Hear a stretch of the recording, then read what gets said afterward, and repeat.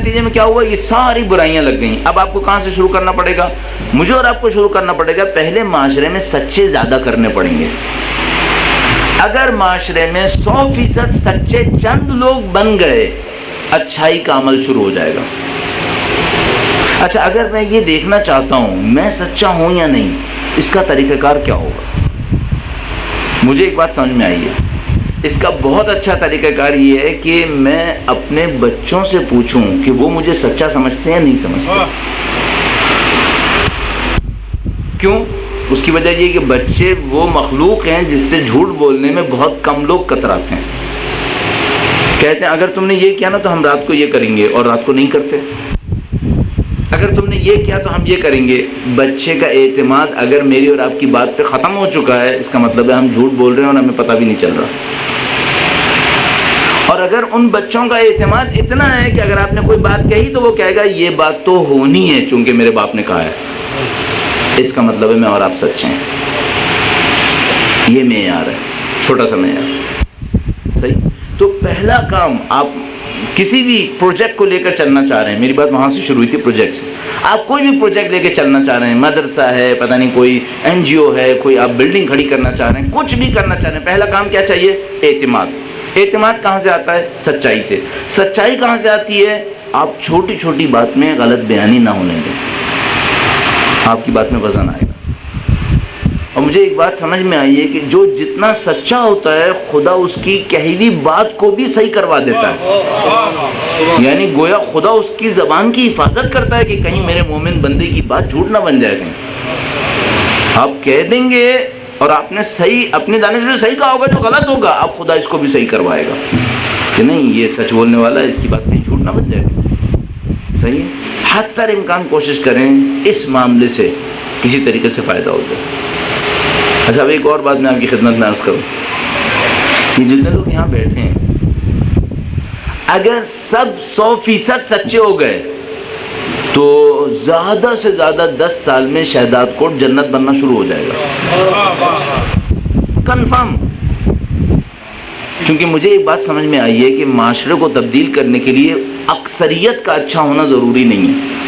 اگر کچھ اقلیت بھی بہت اچھی ہو جائے تو معاشرہ تبدیل ہو جاتا ہے. معاشرہ تبدیل ہو جاتا ہے. اس کو ہم کہتے ہیں خواص کا کردار. اور یہ بہت اہم گفتگو ہے کہ ایک معاشرے کی تبدیلی میں خواص کا کردار کیا ہوتا ہے. بہت ساری چیزیں معاشرے میں خواص کے کردار سے خراب ہو رہی ہوتی ہیں اور صحیح ہو رہی ہوتی ہیں. تو پہلی بات، اگر آپ پروجیکٹ شروع کرنا چاہتے ہیں اعتماد لیں. اعتماد کے لیے سچ بولنا پڑے گا. سچ کے لیے چھوٹی چھوٹی باتوں پہ توجہ دینی پڑے گی. اور دوسری چیز کیا ہے؟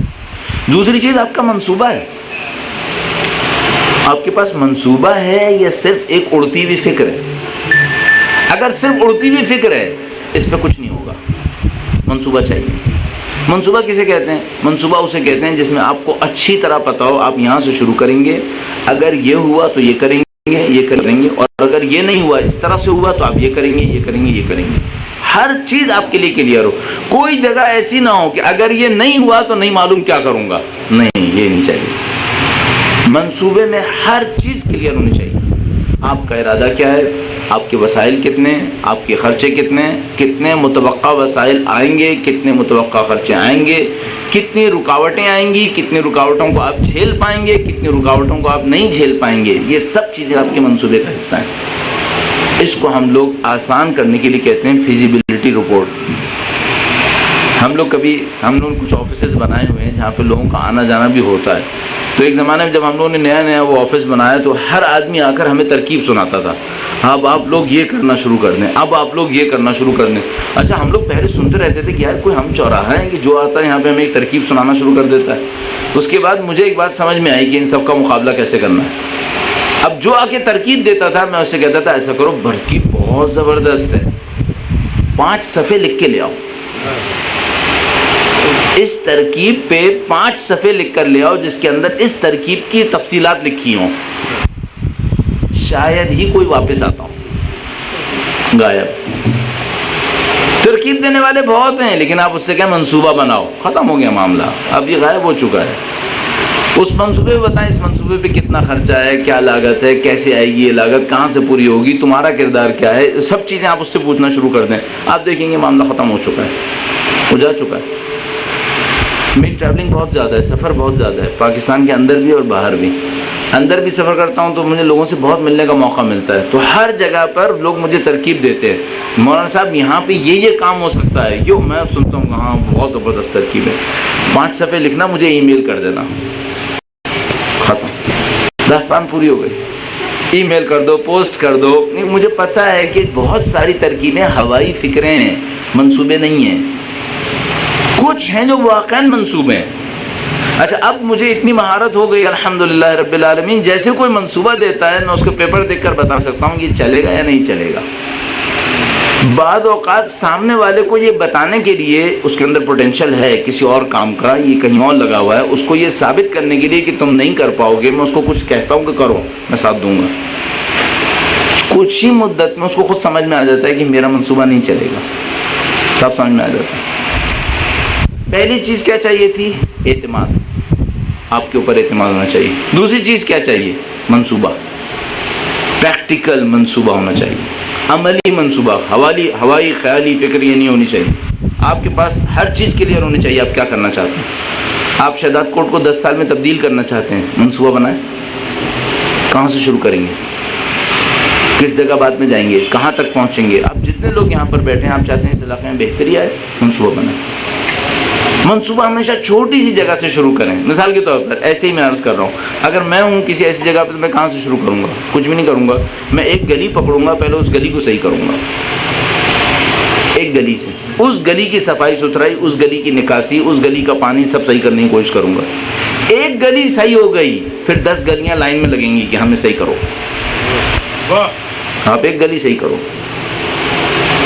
یہ ہے اس کا راستہ.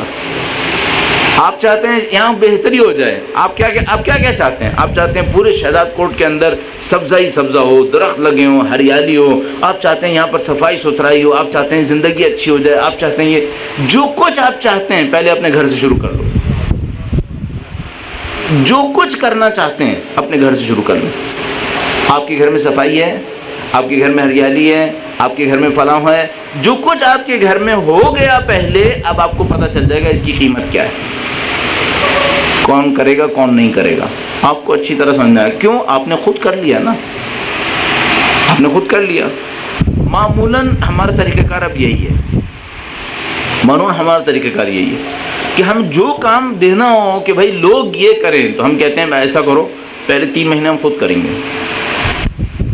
ابھی ہمارے سامنے 10 پروجیکٹس آ رہے ہیں. مثلا بجلی بنانے کے پروجیکٹس یہ ہیں، مثلا گھروں کے اندر چولہے کی جگہ لکڑیوں کی جگہ کچھ اور استعمال کرنے کے پروجیکٹس یہ ہیں. سورج کی گرمی سے کیا کچھ ہو سکتا ہے، اس سب کے پروجیکٹس یہ ہیں. میں نے ایک سادہ سا کام کیا ہے، 3 مہینے کے لیے اپنے گھر میں کر رہا ہوں. پہلے میں کر لوں، چند مہینے میں خود کر لوں، مجھے ایک ایک چیز پتہ چل جائے گی بھائی یہ پبلک نے کرنا ہے یا نہیں کرنا ہے. اس کے بعد مجھے دیکھنا ہوگا کس کے اندر اتنا حوصلہ ہے جتنا میرے اندر تھا. اس سے کہوں گا بھائی اس پروجیکٹ کو لے کے چلو. یہ تیسری چیز ہے. تیسری چیز کیا ہے؟ Team work. آپ اکیلے دنیا کا ہر کام کریں، ہو ہی نہیں سکتا، ناممکن ہے، ہو ہی نہیں سکتا. ایسی عرض کر رہا ہوں آپ کی خدمت میں. ہمارے پاس ایک اسکول ہے جس کے اندر تقریباً 625 بچے ہیں. اس اسکول کی پرنسپل بعض اوقات بہت پریشان ہو جاتی ہیں، کہتی ہیں میرے پر کاموں کا لوڈ بہت زیادہ ہے، یہ ہے وہ ہے. انہوں نے چند دن پہلے شکایت کی کہ بھائی میرے اوپر کاموں کا لوڈ اتنا زیادہ ہے، میں تو نروس ہو گئی ہوں، میں 2 دن یہ ہو گیا میرے ساتھ. میں نے کہا ٹھیک ہے میں ایک میٹنگ کرتا ہوں آپ کے ساتھ. میں پہنچا، ان سے پوچھا، میں نے کہا آپ کیا کیا کام کرتی ہیں؟ انہوں نے بتایا میں یہ بھی کرتی ہوں، میں یہ بھی کرتی ہوں، یہ بھی کرتی ہوں. ہو اتنی لمبی تفصیل. میں نے کہا ہاں یہ سب کرنے کے بعد اگر آپ بیمار ہو جائیں بالکل صحیح ہے، آپ بیمار ہو جائیں گے. میں نے ان سے کہا کہ میں 2 جملے آپ سے کہہ رہا ہوں، آپ نے ان 2 جملوں پہ عمل کرنا ہے. نمبر 1، اس اسکول کے اندر چھوٹے سے لے کے بڑے تک ہر کام کی ذمہ دار آپ ہیں. 1. نمبر 2، ہر کام آپ نے نہیں کرنا ہے، کسی اور نے کرنا ہے، لیکن ذمہ دار آپ ہیں. آپ مینیجر ہیں. مینیجر کا کام یہ نہیں ہوگا کہ وہ سارے کام خود کرے، کچھ خود کرے، زیادہ تر کاموں کو دوسروں کے سپرد کرے کہ وہ کریں. آپ کا کام ہے آپ نظارت کریں. آپ کو یہاں اس لیے نہیں بٹھایا کہ آپ ہر نوٹیفیکیشن کو خود انگلش میں لکھ رہے ہوں، خود اس کی اسپیلنگ چیک کر رہے ہوں، خود اس کو ہینڈ رائٹنگ میں لکھ رہے ہوں. اس کام کو تھوڑی بٹھایا. آپ کو بٹھایا اس کو مینیج کریں. ایک ٹیچر کو رکھیں جو اس کام کو کرے، وہی ذمہ دار ہوگا. ہم آپ سے پوچھیں گے، ہم اس ٹیچر سے نہیں پوچھیں گے. بس 2 جملے ہیں. 1، آپ ذمہ دار ہیں ہر کام کے. 2 ہر کام آپ نے نہیں کرنا. اچھا شروع میں ایسا نہیں ہوگا, شروع میں آپ کو سارے کام خود کرنے ہوں گے. کیوں؟ ایک ہی تو پروجیکٹ ہے. جب آپ کے پاس 10 پروجیکٹ ہوں تو تب تو یہ بات صحیح ہے کہ بھائی کام دوسرے لوگ کریں گے. کام ایک ہی ہے تو اس کام کو بھی کیا یہ بھی دوسرا کرے, تو پھر آپ نے کیا کرنا ہے؟ پھر اگر کام 10 ہوں تو یہ جملہ صحیح ہے, لیکن اگر کام ایک ہی ہے تو پھر میں آپ کی خدمت میں عرض کروں, ہم نے گلگت میں ہاسپٹل کھولنے کی کوشش کی, کلینک سے شروع کیا. ایک کلینک سے شروع کیا. پہلا دن جب کلینک شروع کیا, وہاں پر پہنچے, میں نے دیکھا کہ کلینک کے صحن میں صفائی ستھرائی نہیں ہوئی. میں نے اس کو بتایا کہ یہ کیا ہے, ابھی کلینک ہم آج صبح انوگریٹ کر رہے ہیں, شام کو افتتاحی تقریب ہے, ابھی تو یہ صحن میں صفائی نہیں ہوئی. کہنے کا وہ دوپہر کو آئے گا, وہ صفائی کرے گا. نہیں, میں نے کہا مجھے قبول نہیں, جھاڑو لاؤ, ہم دونوں صفائی کریں گے. اپنے پروجیکٹ انچارج کو بلایا, میں نے کہا دیکھو ہم دونوں ملتے ہیں, اس کی جھاڑو لگاتے ہیں, تم اس کے جاؤ صفائی کرتے ہیں. دونوں نے مل کے جھاڑو لگائی, کام کر لیا. کیوں؟ فارغ بیٹھا ہوں نا, ابھی شام تک میں کیا کروں گا پھر؟ اگر میرے پاس کوئی کام ہو اور میں پھر جھاڑو دینے بیٹھ جاؤں اور وہ بڑا کام چھوڑ دوں, یہ میں نے ظلم کیا ہے, کیونکہ مجھے بڑا کام کر لینا چاہیے تھا. لیکن اگر کوئی بڑا کام نہیں ہے, فارغ بیٹھا ہوں, تو یہ جھاڑو دینا بھی تو کام ہے, کسی بندے ہی نے کرنا ہے نا, میں کیوں نہ کروں پھر؟ ہم لوگ یہ نہیں کرتے, ہم اس شان میں بیٹھے رہتے ہیں یہ میرا کام نہیں ہے. ارے بھائی, اگر کوئی اور کام آپ کے پاس ہے جو آپ کر رہے ہیں تو آپ کا کام نہیں ہے, لیکن اگر آپ کوئی اور کام نہیں کر رہے تو یہ کام کسی انسان نے کرنا ہے, آپ کر لیں. اس میں کوئی شان و شوکت کم نہیں ہوگی, اس سے آپ کو پتا چلے گا یہ کام ہوگا کیسے. انوالو کریں اپنے آپ کو. ہاں, اگر آپ کے پاس کوئی اور کام ہے اور اب آپ آئیں گے نہیں میں جھاڑو دوں گا, اصل یہ بیوقوفی ہے, یہ دکھاوا ہے. لہذا یہ جو ہمارے ملک کے بڑے بڑے گورنر, وزیر اعظم اور صدور وغیرہ یہ لوگ جاتے ہیں نا, راشن کا ڈبہ دے رہے ہوتے ہیں ہاتھ میں, یہ صرف دکھاوا کر رہے ہیں. کیوں؟ کیا یہ کھڑا ہوگا 200-250 لوگوں کو راشن دے گا کیا؟ نہیں, یہ پکچر کھنچوانے کے لیے 2 کو راشن دے گا. تو پکچر کھنچوائی کیوں اس نے؟ پبلک کو الو بنانے کے لیے, بیوقوف بنانے کے لیے. خدا پہ اعتماد نہیں ہے. یہ سمجھتے ہیں پبلک دیکھے گی تو کچھ ہوگا, یہ نہیں جانتے خدا بھی دیکھنے والا ہے. ان کو خدا پہ اعتماد نہیں ہے, یہ بندوں سے توقع کر رہے ہیں. جب بھی میں ایک پکچر دیکھتا ہوں نا, ایسی جو پکچر کھنچ رہی ہوتی ہے کہ اس نے یہ دیا تھا, میں دل میں سوچ رہا ہوتا ہوں کتنی دیر کے لیے دے گا یہ, 2 منٹ کے لیے, 1 بندے کو دے گا, 2 بندے کو دے گا, بعد میں بھاگ جائے گا. تصویر کیوں کھنچوائیے؟ کیوں؟ اصل عرض کروں, اس کے اندر خدا نہیں. اندر خدا ہوتا تو باہر یہ حرکت نہ کرتا ہے, اور ہم اسی کی مار کھا رہے ہیں. اندر خدا نہیں ہے. بس دوسری چیز پتہ چل گئی کہ منصوبہ ہونا چاہیے. منصوبے کے سلسلے میں عرض کر دیا, آپ اپنی عقل کو بروئے کار لائیں گے, دیکھیں گے آگے کیا ہوگا, کیا مشکلات آئیں گی, کیسے میں ان کو حل کروں گا. تیسری چیز کیا ہوتی ہے؟ Team work. ٹیم ورک ہونا چاہیے. سارے کام آپ نہیں کریں گے, کچھ کام آپ کی توانائی میں ہیں, جو توانائی میں ہے وہ کریں گے, جو کام توانائی میں نہیں ہے وہ دوسرے لوگ کریں گے. اچھا, دوسرے لوگ آپ کے ساتھ چلیں گے کب؟ کیا ہر آدمی ٹیم بنا سکتا ہے؟ نہیں, ہر آدمی ٹیم نہیں بنا سکتا. کچھ لوگ ہوتے ہیں اکیلے کھلاڑی ہوتے ہیں, وہ 2 آدمی لے کے نہیں چل سکتے, اور کچھ لوگوں میں اتنی طاقت ہوتی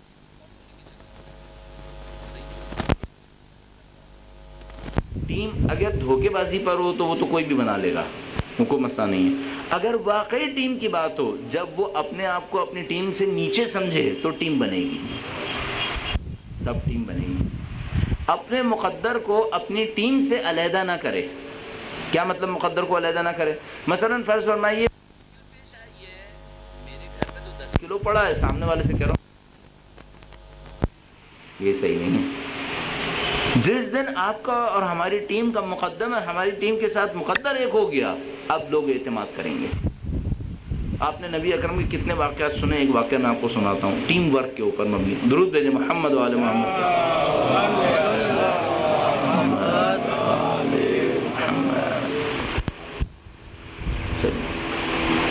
جنگ خندق, دشمن باہر سے حملہ کر رہا ہے, کفار مکہ اندر سے یہودی سازشیں کر رہے ہیں. مسلمان پریشانی کے عالم میں, حضرت سلمان فارسی نے کہا خندق کھود لیتے ہیں, یہ پرانا طریقہ کار ہے, اس میں ہم لڑ پائیں گے. نبی نے فرمایا ٹھیک ہے, اچھا مشورہ ہے, خندق کھودنا شروع کرو. مدینے کے, درود بھیجے گا محمد و آل محمد, صلی اللہ علیہ محمد.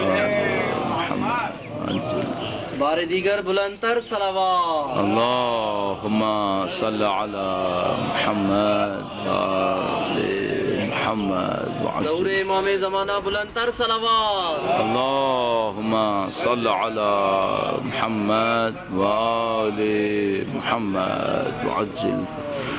ایک بار پھر درود بھیجیں محمد وآل محمد صلی علی محمد وآل محمد پر وعجل. محمد و آل محمد صلوات. اللہم صلی علی محمد وآل محمد وعجل فرجہ.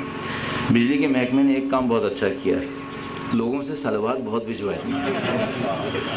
جہاں جاتے ہیں بیچ میں ٹوٹ جاتا ہے اور اس کے بعد لوگ بیچارے صلوات بھیجتے رہتے ہیں. تو کہتے ہیں چلو ایک کار خیر انہوں نے یہ بھی کر ہی دیا. برائی بہت کی ہے. خیر خندق کھودنا شروع ہوئی، ٹکڑے تقسیم کر دیے گئے. کہا بھائی یہ 5 لوگ اتنا ٹکڑا کھودیں گے، وہ 5 لوگ اتنا ٹکڑا.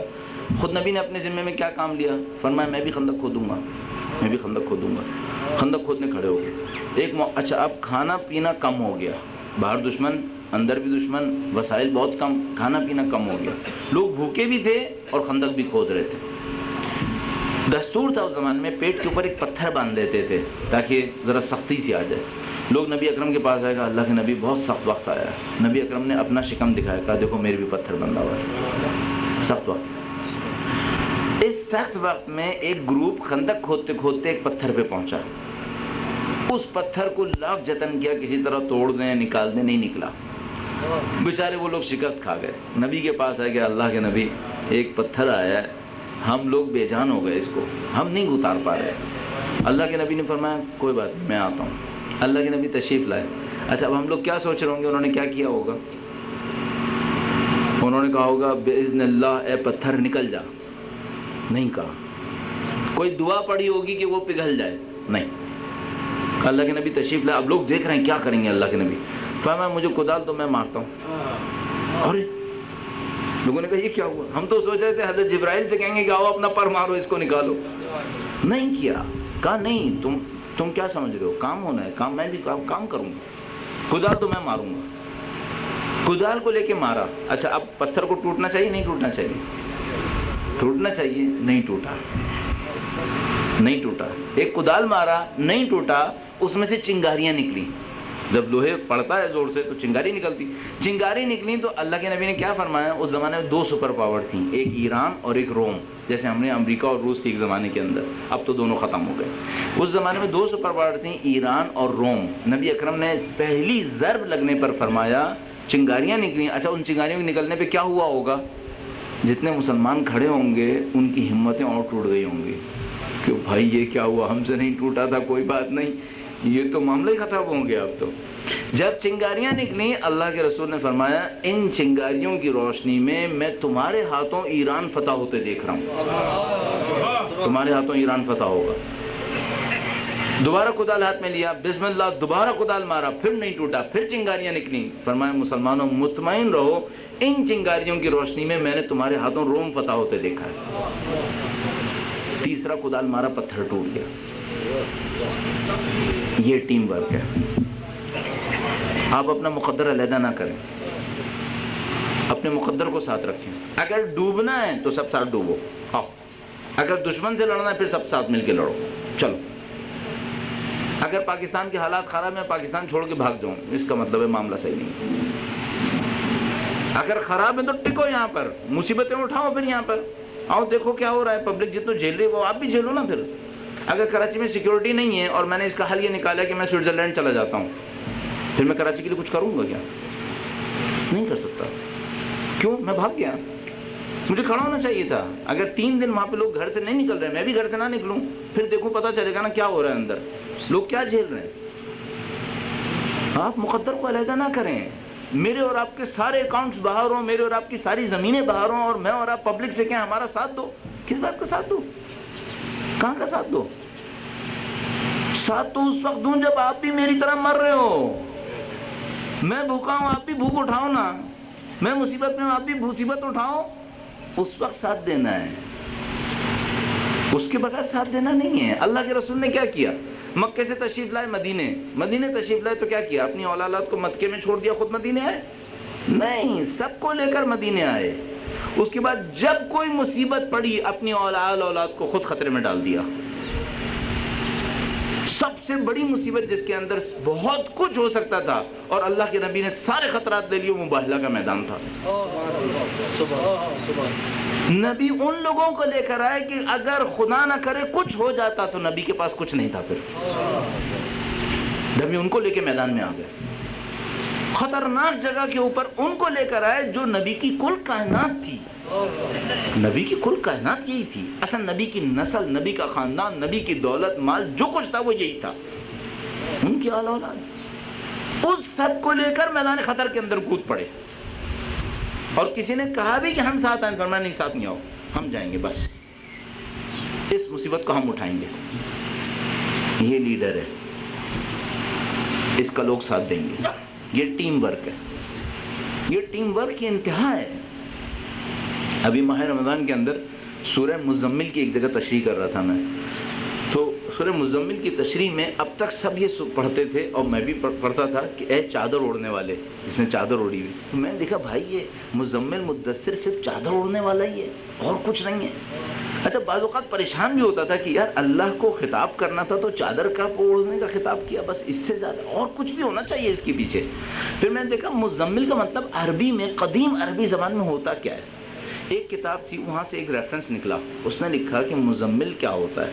اب دیکھیے ذرا، کہنے لگا کہ بھائی پہلے زمانے میں اگر آپ کہیں جا رہے ہیں شہر سے باہر دوسرے شہر جا رہے ہیں تو آپ کے پاس ایک سواری ہے. مثلا ایک آدمی آپ سے کہتا ہے کہ مجھے بھی ساتھ لے چلو. صحیح. اب یہ ایسا نہیں کہ آپ گاڑی چلا رہے ہیں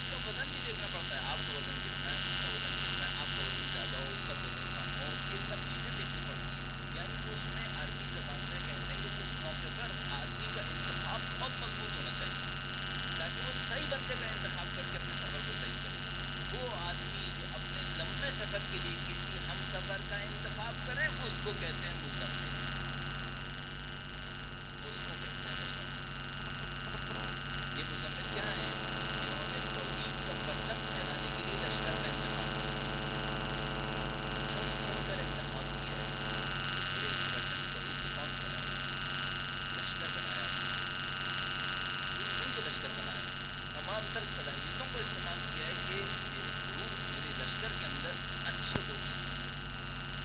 یہ مسئلہ یہ ٹیم ورک ہے. آپ ٹیم ورک کرنا چاہتے ہیں، کام کریں. جو خود کر سکتے ہیں وہ خود کریں. حتی الامکان کاموں کو خود کرنے کی کوشش کریں. ہاں اگر آپ کے پاس کام بہت زیادہ ہوا محبت کریں، لوگوں کے اوپر اعتماد کریں. دنیا کے اندر مینجمنٹ کی بہت زیادہ اصول چل رہے ہیں، بہت زیادہ اصول. ان اصولوں میں کم اصول ایسے ہیں جو کارآمد ہیں، باقی سب کتابی اصول. اور آپ دیکھیے کہ آپ کو زندگی میں کیا چاہیے. بس کیا بات ہوئی تھی، بات ہوئی تھی پروجیکٹ کے لیے کیا چاہیے. آپ کو پروجیکٹ کے لیے پہلی چیز چاہیے کہ لوگ اعتماد کریں. اس کا راستہ یہ کہ سر ایبسلوٹ جو سچائی کی انتہا ہو سکتی ہے وہ آپ کے اندر آ جائے، لوگوں کا اعتماد بڑھ جائے. دوسری بات کیا تھی؟ دوسری بات یہ تھی کہ آپ کا منصوبہ اچھا منصوبہ، بغیر منصوبے کے کوئی کام نہیں ہو سکتا. تیسری بات کیا تھی؟ تیسری بات یہ ہے کہ آپ کے پاس ٹیم ورک ہونا چاہیے. اچھا ٹیم کیسے بنتی ہے؟ ٹیم بنتی ہے خود سازی سے. آپ کو اپنے اوپر کنٹرول ہے تو ٹیم بنے گی. لیکن اگر آپ نے یہ طے کیا ہے کہ میں ہر جگہ اپنی نمائش کروں گا، اب ٹیم نہیں بنے گی. طے شدہ بات ہے، ٹیم نہیں بنے گی. عراق میں ایک عالم نے کچھ علماء کو دعوت دی جو معمولاً ایک دوسرے کے ساتھ نہیں بیٹھتے تھے. کچھ علماء تھے ان کا تھوڑا بہت ایک دوسرے کے ساتھ کچھ معاملہ تھا، نہیں بیٹھتے تھے ایک ساتھ. اس نے کہا میں ایک محفل میں ان سب کو ساتھ بٹھاؤں گا. لوگوں نے کہا بھائی اکثر یہ لوگ نہیں بیٹھتے ہیں، تم بلاؤ گے بھی تو نہیں بیٹھیں گے. کہنے کا نہیں بیٹھیں گے، آئیں گے. صاحب اس نے دعوت دی، بہت سارے ایسے لوگوں کو بٹھا لیا جو کبھی نہیں بیٹھے تھے، بیٹھ گئے. سب آ گئے اس دعوت کے اندر. تو کسی نے آ کر اس سے پوچھا وہ سارے سے کہ بھائی یہ کام کیسے کیا؟ کہنے لگا میں پل بن گیا جس کو رومتے ہوئے یہ سب جمع ہوگا، اور اگر میں بھی ستون ہوتا تو یہ نہیں آ سکتا. میں پل بنا، میرے اوپر رومتے ہوئے یہ سب آئے. ٹھیک ہے میں نے قبول کیا کیونکہ میں چاہتا تھا یہ لوگ جمع ہو. اگر میں سمجھ رہا ہوں لیڈرشپ یعنی ستون کہ میں اونچا کھڑا ہوا نظر آؤں تو پھر یہ لیڈر نہیں ہے, یہ رکاوٹ ہے. یہ رکاوٹ ہے معاشرے کی. لیڈر وہ ہے جو اپنے آپ کو بچھائے, پبلک کو کہے میرے اوپر سے چلو, اپنے کام کو انجام. یہ 3 کام جمع ہو گئے پھر دنیا کا ہر کام ہو سکتا ہے. پرخلوص ہونا چاہیے. یعنی آپ نے جو اعتماد لیا ہے وہ دنیا کی خاطر نہیں لیا ہے. آپ نے جو اعتماد حاصل کیا ہے وہ اس وجہ سے کہ آپ نے بندگی کرنی ہے پرخلوص. آپ نے ایک منصوبہ بنایا ہے, اس منصوبے میں کیا رکھا ہے کہ اینڈ میں جا کر مجھے اتنی دولت ملے گی, یہ خلوص نہیں ہے. منصوبہ بنائے اس طرح سے کہ بے غرض بے لاس منصوبہ, جس کے اینڈ میں آپ کو کچھ بھی نہ ملے کوئی بات نہیں. جو کام ہے وہ کام ہونا چاہیے. نمبر 3, آپ نے کہا ٹیم ورک کروں گا. ٹیم ورک کر رہے ہیں کس لیے کر رہے ہیں؟ اس لیے کہ میں بعد میں کہلاؤں گا کہ میری ٹیم میں 5000 بندے ہیں. نہیں, اس لیے کہ آپ بچ جائیں تاکہ یہ لوگ کھڑے ہو جائیں. ہر کام میں خلوص چاہیے. آپ کے پاس خلوص ہے. اچھا, خلوص کسے کہتے ہیں؟ کاموں کا خدا کے لیے انجام پانا, یہ خلوص ہے. کاموں کا خدا کے لیے انجام پانے کا مطلب کیا ہے؟ مطلب یہ کہ اگر یہاں پہ یہ لکھا دیکھ کر مجھے خوشی ہوئی ہے, اس کا مطلب ہے خلوص نہیں ہے. اس کا مطلب ہے خلوص نہیں, مجھے بینر چاہیے. آپ کو خلوص اس وقت ہو جب آپ کو کوئی پرواہ نہیں ہو آپ کو کیا ملنا ہے, آپ کر ڈالیں. اس کو ہم خلوص کہتے ہیں. اچھا, ہم لوگوں کے ساتھ خرابی کیا ہے؟ اب کھل کے ایک بڑی سخت بات کہوں, وہ یہ ہے ہم میں خود خلوص کی کمی ہے اور ہم نے بے خلوص لوگوں کو سر پہ بٹھا لیا ہے. یہ ہم نے گڑبڑ کی ہے. ہمیں پتہ ہے اس کے اندر خلوص نہیں ہے, پھر بھی سر پہ بٹھا لیا ہے. خلوص کا معیار بتاؤں آپ کی خدمت میں. ایک بہت نفیس واقعہ ہے جو ہمارے ایک استاد نے سنایا تھا, وہ میں آپ کی خدمت میں عرض کرتا ہوں. فوت ہو چکے دنیا سے, بہت نفیس آدمی تھے. آیت اللہ اشتہاردی ان کا نام تھا, مجتہد, پرہیزگار, متقی, بہت پرہیزگار آدمی. ان کا ایک واقعہ ہے جو خلوص کی انتہا بتاتا ہے.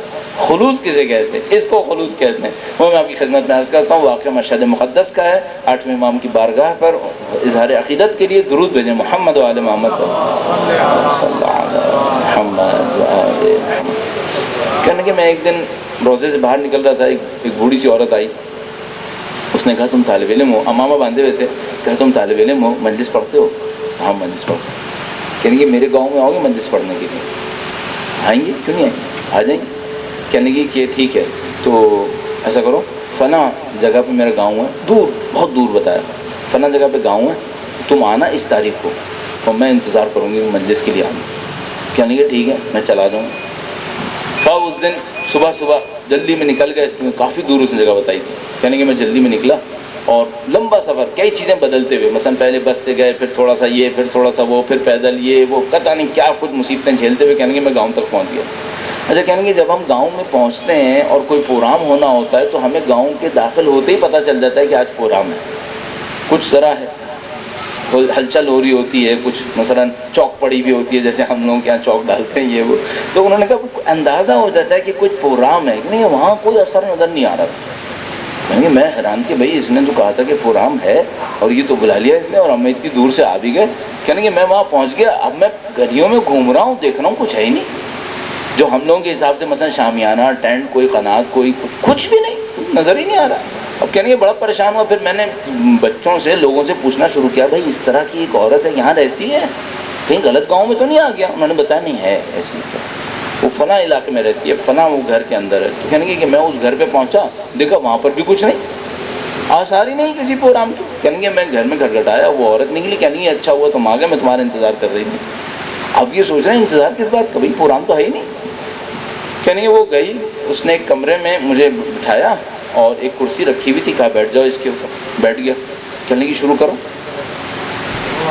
مجلس پڑھو. ارے اس نے کہا بھائی اور لوگ کب آئیں گے؟ کہنے اور کوئی نہیں آئے گا, میں ہوں, مجلس پڑھو. کہنے کہ میں نے سوچا کہ یہ کروں گا کیا, میں ایک عورت کے لیے, بوڑھیا کے لیے میں کیا مجلس پڑھوں. کہنے بڑا پریشان ہوا, پڑھوں نہیں پڑھوں. کہنے اب میں سوچا اتنی دور تک تو آئے گیا ہوں تو اب کم سے کم مجلس تو پڑھی دوں. تو وہ کہنے کہ وہ میں نے ایک سامع کی خاطر پوری مجلس پڑھی. اچھا, اس نے اصرار کیا تھا مصائب پڑھنا, ایسا نہیں کہ بغیر مصائب کی چلے جاؤ, تو اس نے مصائب بھی پڑھے. کہنے کہ اس نے خوب گریہ کیا. تو کہنے کہ چلو تھوڑی سی ہمت میری اسی بات پہ بندی کہ چلو ایک کو گریا کروا دیا ہم نے، چلو یہ بھی ایک کام تو ہو گیا. اس کے بعد باہر نکلنے لگے، اس نے کچھ پیسے ہاتھ پہ رکھے اور اس نے کہا کہ دیکھو اس تاریخ کو پھر آنا. پیسے ہاتھ پہ رکھ دیے. اچھا اب کہنے گے کہ میں نے پہلے تو یہ سوچا کہ ایک دفعہ کافی نہیں کہ پھر مجھے بلا رہی ہے. اب جو پیسے دیکھے تو پیسے بھی مثلاً اتنے نہیں تھے کہ اس سے کرایہ ہی ڈھنگ سے پورا ہو جائے. یعنی مجھے بڑا وہ ہوا کہ یار یہ کہاں سے کہاں مجھے گھسیٹ کے لے کے آ گئی. اور کوئی خطیب آتا ہے تو بھائی کوئی بندے تو ہوں جس کے لیے آئے، کوئی ہے بھی نہیں. ایک عورت بیٹھی ہوئی ہے اور وہ مجھ سے کہہ رہی ہے کہ اگلی دفعہ بھی آنا ہے. کہنے کہ بڑا میں جذبت ہوا کہ یار یہ کیا اس نے کیا میرے ساتھ. کہنے کہ گھر پہنچا، میں سوچا میں نہیں جاؤں گا اس کے یہاں. یہ کیا بات ہے یار کہ ایک آدمی کے لیے اتنی دور آئے، اس کو مشہد آ جائے، میں اس کو وہاں جا کے سنا دوں گا، یہ اتنے مزے کیوں جاؤں وہاں پہ. یعنی کہ میں نہیں گیا صاحب. وہ دن آیا جس دن اس نے بلایا تھا، کہیں گے میں نہیں گیا. میں گیا حرم میں زیارت کی، زیارت کر کے گھر واپس آ گیا. گھر واپس آیا، تھوڑی دیر کے لیٹا، خواب میں سید الشہداء ہے. فرمایا اب تم اتنے بڑے ہو گئے ہو کہ ہماری مجلس کے لیے بھی نہیں جاتے. ارے بھائی یعنی کہ میں اٹھا خواب سے. اچھا یہ میں عرض کرتا چلوں، یہ بھی بڑی توفیق ہے کہ سید الشہداء ان کے خواب میں آئے. میں غلطی کروں گا شاید میرے خواب میں نہیں آئیں گے. یہ صاحب معنویت تھے، اس لیے سید الشہداء اصلاح کے لیے آئے. کہنے کہ بڑا پریشان ہوا کہ بھائی یہ کیا ہو گیا، سید الشہداء اس مجلس کو اتنی اہمیت دے رہے ہیں. کہنے کہ میں نے کہا دیر ہو گئی، جلدی جلدی تبدیل کیا، فوراً بھاگا ادھر. جب بھاگا پھر وہی سارا سفر طے کرتا ہوا سارے راستے استغفار کرتا رہا کہ مولا بخش نے، آئندہ نہیں ہوگا، بڑی غلطی ہو گئی، یہ ہوا وہ ہوا. جتنی استغفار یاد تھی سب کر ڈالی. پہنچا گاؤں میں، سیدھا اس کے گھر پہ گیا تو دروازہ کھلا ہوا تھا. اندر وہ بڑھیا بیٹھی ہوئی تھی. کہنے کہ میں کمرے میں گیا تو دیکھا رو رہی تھی. اور مجھ سے جب مجھے دیکھا تو اس نے کہا، کہنے کی جب تک ڈانٹ نہیں پڑی آئے نہیں نا تم. جب تک ڈانٹ نہیں پڑی آئے نہیں نا تم. اب آئے. یہ خلوص ہے، یہ خلوص ہے، یہ اس بڑھیا کا خلوص ہے. اور آغا اشتہاردی کا مقام تھا، بڑا مقام تھا. اگر سید الشہداء کے نزدیک قریب نہ ہوتے نا تو سید الشہداء نہیں آتے پھر. اچھا ہم لوگ کی غلطی کیا ہے، ہم لوگوں نے بے خلوصوں کو سمجھتے بوجھتے کہ یہ بے خلوص ہیں سید الشہداء کے ممبر پہ بٹھایا. جانتے ہیں کہ یہ بے خلوص ہیں، ان میں خلوص نہیں، پھر بھی بٹھایا. اب ہمیں خلوص ملے گا؟ ہماری محرومیت کی وجہ یہ ہے. اگر انسان غلطی سے کوئی غلطی کرے نا، خدا غفور الرحیم ہے، غلطیوں کو کاؤنٹ نہیں کرتا. ہم جو جان بوجھ کر غلطی کرتے ہیں خدا صرف ان پر سزا دیتا ہے. اگر ہم بلا ارادہ غلطی کریں، مثلا فرض کریں یہ پانی میں نے پی لیا، میں نے دیکھا کہ بھائی کسی مومن نے پانی رکھا، میں نے پی لیا، بعد میں پتہ چلے نجس تھا، اس پہ خدا سزا نہیں دے گا کہ نجس پانی کیوں پیا، غلطی سے پیا ہے. آپ نے ایسے کوئی غلطی سے کام کیا، خدا بخشنے والا ہے. ہاں میں جان بوجھ کر غلطی کروں، اس کو تکرار کروں، اس کو اہمیت نہ دوں خدا کے حکم کو، اب خدا سزا دے گا. سزا دے گا تو کیا ہوگا؟ جو چاہ رہے ہیں وہ نہیں ہوگا، باقی سب ہو جائے گا. جو اصل میں ہونا تھا وہ نہیں ہوگا. اصل میں جو ہونا تھا وہ نہیں. بالکل سمندر کے پانی کی طرح. ایک آدمی پیاسا ہو، سمندر کا پانی اس کے سامنے ہو تو وہ کیا کرتا ہے؟ اس پانی میں سے پی لیتا ہے. جب نمکین پانی پیتا ہے تو کیا ہوتا ہے؟ پیاس بجھ جاتی ہے؟ نہیں. پانی سے پیٹ بھر جائے گا، پیاس نہیں بجھے گی. اگر خدا کے حکم کی جان بوجھ کر نافرمانی کریں گے سب کچھ ہو جائے گا، جو چاہ رہے تھے وہ نہیں ہوگا، باقی سب ہو جائے گا. نمائش ہو جائے گی، واہ واہ ہو جائے گی، دھوم دھڑکا سب کچھ ہو جائے گا. چاہ کیا رہے تھے؟ سید الشہداء کی خدمت ہو، وہ نہیں ہوگی، اثر نہیں آئے گا، لوگ تبدیل نہیں ہوں گے، معنویت نہیں بڑھے گی، اللہ کی راہ پہ نہیں چل پائیں گے. کیوں؟ نافرمانی جان بوجھ کر ہوئی ہے. جان بوجھ کے نافرمانی مت کرو. ایک آدمی سویا ہے، نہیں اٹھا، نماز قضا ہو گئی، خدا غفور الرحیم میں بخش دے گا. طے کر کے سویا ہے کہ نہیں اٹھوں گا، اب سزا ملے گی، اب سزا ملے گی. آپ طے کر کے نافرمانی کرو، طے کر کے گناہ مت کرو. کا مسئلہ غلطی سے گناہ ہو جائے کوئی مسئلہ نہیں، خدا بخشنے والا ہے، لیکن طے کر کے گناہ مت کرو. آپ طے کر کے ٹی وی دیکھتے ہیں کہ فحشا دیکھیں گے، اب تو سزا ملے گی. سن اسی لیے رہیں کہ میوزک سننا ہے، پھر تو سزا ملے گی۔ اچھا سزا ملے گی، کیا ہوگا؟ جو آپ کے نزدیک عزیز تھا، محبوب تھا، وہ ہاتھ سے نکل جائے گا۔ یہ سب کس لیے کر رہے تھے؟ مزے لینے کے لیے کر رہے تھے نا۔ فحشہ دیکھا، میوزک سنی، اللہ کے دین کو قربان کیا، نیند کی خاطر، اس کی دنیا کی خاطر کیا نا۔ اب یہ دنیا نہیں ملے گی، بھاگتے رہو پیچھے۔ دیکھ رہے ہیں حالت کیا ہے ہماری۔ میں کل لڑکانہ میں عرض کر رہا تھا کہ ہمیں آئی ڈی پیز نظر آ رہے ہیں جو اس وقت گھروں سے بے گھر ہوئے ہوئے ہیں۔ جب یہ گھروں میں تھے تب بھی ان کی حالت اس سے بہت اچھی نہیں تھی۔ تو ہمارے ملک میں 2 کروڑ آئی ڈی پیز نہیں ہیں، ہمارے ملک میں کم از کم 8-10 کروڑ آئی ڈی پیز ہیں۔ کچھ ابھی ہوئے ہیں، کچھ پہلے سے چل رہے ہیں۔ یہ حالت آ گئی ہے۔ اچھا اب بھی صحیح نہیں کرنا ہے؟ اب بھی چائے خانوں کے اوپر فحشہ دیکھیں گے؟ بھرے پڑے چائے خانے فحشہ دیکھنے والوں سے، دیکھ دیکھ کے یہاں تک پہنچے، ابھی بھی عقل نہیں، تھکے نہیں ہو ابھی؟ چلو پھر اور لگے رہو، کرو۔ اتنے سال، 50 سال، 60 سال ہو گئے ہمیں کرپشن کا تجربہ کر کر کے کہ اس سے شاید ہمیں کچھ ملے گا۔ اگر ابھی امید ہے کہ کرپشن سے ملنا ہے تو اور کرو، اگلے 50 سال اور کرو۔ اور اگر تھک گئے ہو تو اب اللہ کے دین پہ واپس آ جاؤ۔ اگر تھک گئے ہو کہ نہیں بھائی اس سے کچھ نہیں ملے گا، مایوس ہو گئے ہو تو اب اللہ کے دین پہ آ جاؤ۔ اور ظہور بھی ایسے ہی ہوگا۔ جب تک ہمیں ظلم سے امید ہے کہ کچھ ملے گا، وہ عدل محض تشریف نہیں لائیں گے۔ اور جس دن ہم لوگ ظلم سے بیزار ہو گئے کہ نہیں بھائی ظلم سے کچھ نہیں ملے گا، اب جو کچھ ملے گا وہ در اہل بیت سے ملنا ہے، عدل سے ملنا ہے، تب امام تشریف لے آئیں۔ درود بھیجے محمد و آل محمد۔ بہت وقت لیا میں نے آپ کا، اور آرائش و اختتام پذیر کرتا ہوں۔ کل لب لباب کیا ہوا؟ چند باتیں ہم لوگوں کے پاس طے شدہ بات ہے کہ جب تقریر ختم ہوتی ہے اس کے 20 منٹ کے اندر 80% باتیں لوگ بھول جاتے ہیں۔ یہ انٹرنیشنل اسٹینڈرڈز ہیں، اور ہمارے ملک میں معمولاً انٹرنیشنل اسٹینڈرڈ سے نیچے ہی بات ہوتی ہے۔ تو اس کا مطلب یہ ہے کہ ہم 10 منٹ میں 90% بھول جائیں گے۔ دنیا 20 منٹ میں 80% بھولتی ہے، تو ہم 10 منٹ میں 90% بھول جائیں گے۔ اچھا اب میرا جیسا آدمی جو اتنا لمبا سفر طے کر کے آیا ہے اور اس کو یہ پتہ ہے کہ یہ لوگ 10 منٹ میں 90% بھول جائیں گے، وہ کیا کرے؟ ایک راستہ تو یہ کہ بھائی بھول جاؤ، میں نے جو کام کرنا تھا وہ میں کر گیا، میں جا رہا ہوں، صحیح۔ اچھا آپ کہیں گے کہ نہیں یہ ریکارڈنگ ہو رہی ہے، معمولاً یہ ریکارڈنگز پڑی رہتی ہیں، کوئی دوبارہ نہیں دیکھتا، معمولاً ایسا ہوتا ہے۔ آپ دیکھ لیں گے انشاءاللہ، آپ دیکھ لیں گے۔ اس کا ایک حل ہے کہ اس کو آپ انٹرنیٹ پہ ڈال دیں، کم سے کم کچھ اور لوگ دیکھ لیں گے۔ ایک دفعہ میں نوابشاہ میں تھا، نوابشاہ میں عید غدیر کا پروگرام تھا، 25-30 لوگ تھے اس کے اندر، وہ انٹرنیٹ پہ ڈال دیا، ریکارڈنگ اس کی انٹرنیٹ پہ ڈال دیا، ہماری اپنی ویب سائٹ تھی، اس کے اوپر جو ڈال دیا۔ اب میں دیکھتا ہوں پتہ نہیں 10,000 سے زیادہ ہو چکے ہیں، اس وقت 25-30 لوگ تھے۔ ایک حل یہ ہے اس مشکل سے بچنے کا کہ بھائی یہ لوگ تو بھول جائیں گے 10 منٹ میں 90% بھول جائیں گے۔ دوسرا حل کیا ہے؟ ان کا کیا ہوگا؟ 10 منٹ میں 90% بھول جائیں گے۔ اب ہم کیا کرتے ہیں، وہ جو 10% بچنے والا ہوتا ہے اس کو اپنی مرضی سے طے کرتے ہیں۔ اپنی مرضی سے کیسے طے کرتے ہیں؟ آخر میں اس کو دوبارہ دہراتے ہیں تاکہ وہ جو 10% بچنے والا حصہ ہو وہ ہو جو ہم چاہ رہے ہیں۔ اب میں وہ والا حصہ بول رہا ہوں جو میں چاہتا ہوں آپ کے ذہن میں رہ جائے، صحیح ہے؟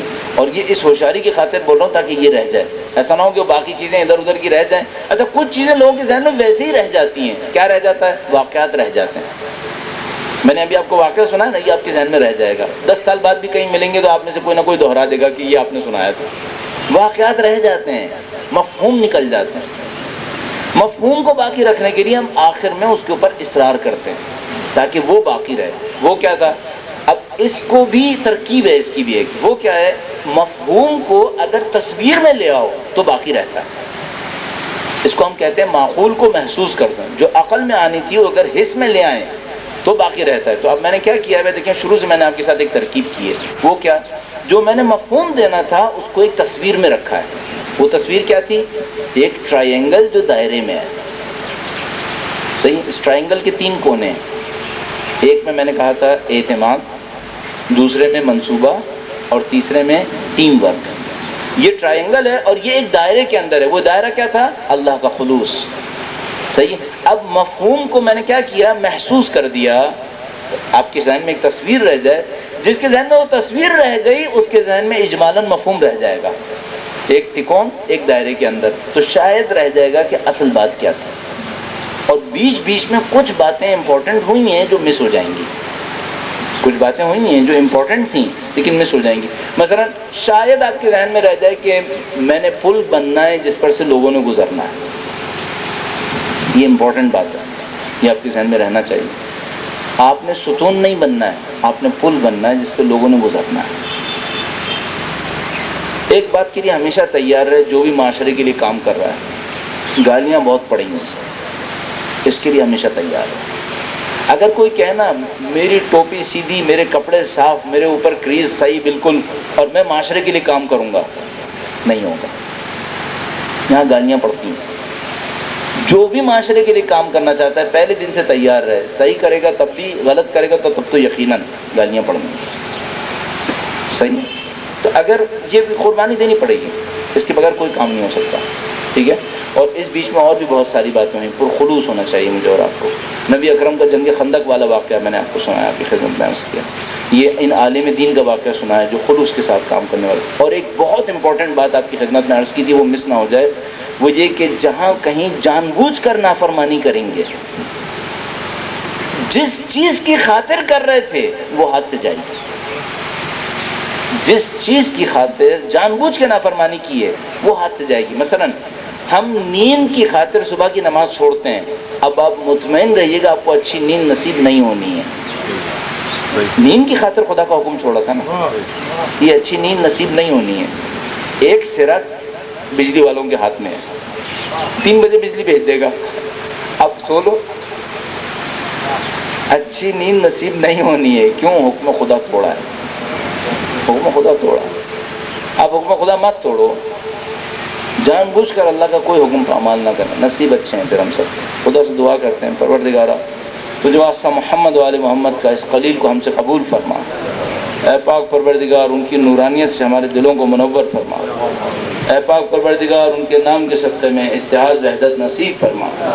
اے پاک پروردگار ان کے چاہنے والے دنیا میں جہاں کہیں بھی ہوں ان کی جان مال عزت و آبرو کی حفاظت فرما. اے پاک پروردگار اس مجمع میں جو لوگ بیمار، قرض کے بار میں مشکلات سے دوچار ہیں، اولاد کی منتظر، خوشیوں کے منتظر ہیں، پاک پروردگار پہ حق محمد و آل محمد ان سب کی مشکلات کو برطرف فرما. اے پاک پروردگار ہمارے مرحومین کی مغفرت فرما. ہمیں اور انہیں شفاعت اہل بیت سے سرفراز فرما. اے پاک پروردگار آرزوئیں، امیدیں، دعائیں تیری حجت کے لیے تجھے واسطہ محمد و آل محمد کا سید و سردار مولا اور آقا امام آخر الزماں کے ظہور میں تعجیل فرما. ہمیں اور ہماری اولادوں کو ان کے جانثاروں میں قرار فرما. اس دنیا سے زندگی کا اختتام ان کی راہ میں شہادت قرار فرما. ربنا تقبل منا انك انت السمیع العلیم برحمتک یا ارحم الراحمین. ہم نے شروع میں شہید اول کا تذکرہ کیا، بیچ میں مختلف علماء کا تذکرہ کیا. کچھ اچھے لوگ اس دنیا سے آپ کے علاقے میں رخصت ہوئے ہوں گے، آپ کے اور ہمارے مرحومین بھی ہوں گے. سب کے ارواح کے سارے ثواب کے لیے ایک سورہ فاتحہ تلاوت فرمائیں.